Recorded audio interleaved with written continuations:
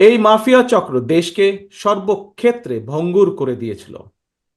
দেশকে সম্পূর্ণ আমদানি নির্ভর, ঋণ নির্ভর এবং পরনির্ভরশীল রাষ্ট্রে পরিণত করেছিল। মাফিয়া চক্র দেশের ব্যাংকগুলোকে পর্যন্ত দেউলিয়া করে দিয়েছিল। গত দেড় দশকে দেশ থেকে প্রায় 17 লক্ষ কোটি টাকারও বেশি পাচার হয়ে করে দিয়েছে এরা। বাংলাদেশে আজ যে শিশুটি জন্ম নিয়েছে কোনো কারণ ছাড়াই, সেই নিষ্পাপ শিশুটিরও মাথাপিছু ঋণ কমপক্ষে 1.5 লক্ষ টাকা। মাফিয়া চক্রের প্রধান দেশ ছেড়ে পালালেও মাফিয়া চক্রের বেনিফিশিয়ারি অপশক্তি প্রশাসনের ভেতরে থেকে কিংবা রাজনীতির ছদ্মবরণে অন্তর্বর্তীকালীন সরকারকে চ্যালেঞ্জ ছুড়ে দেওয়ার অপচেষ্টা কিন্তু অব্যাহত রেখেছে।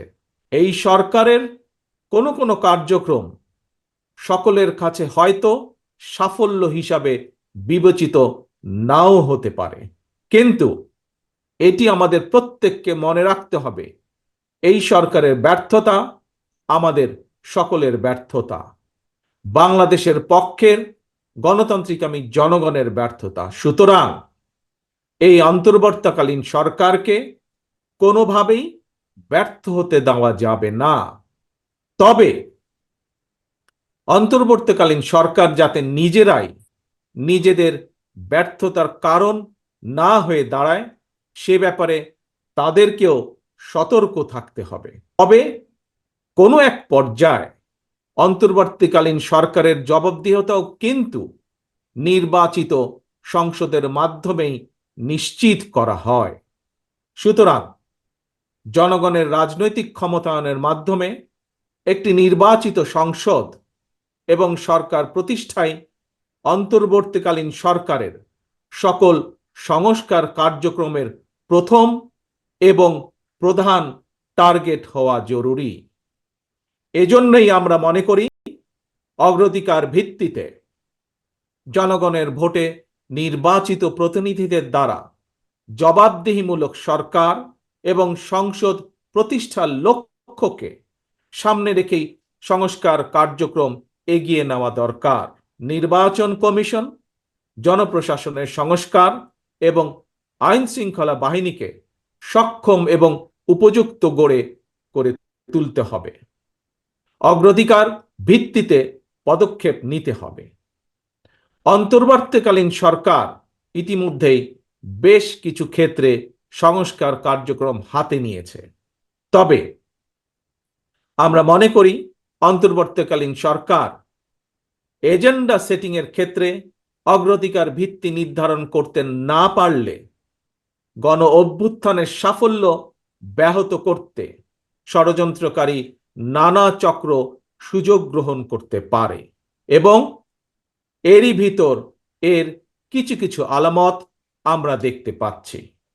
কেউ যদি মনে করেন একটি উন্নত এবং নিরাপদ বাংলাদেশের জন্য আরো নতুন রাজনৈতিক দলের প্রয়োজন রয়েছে, তাতেও দোষের কিছু নেই।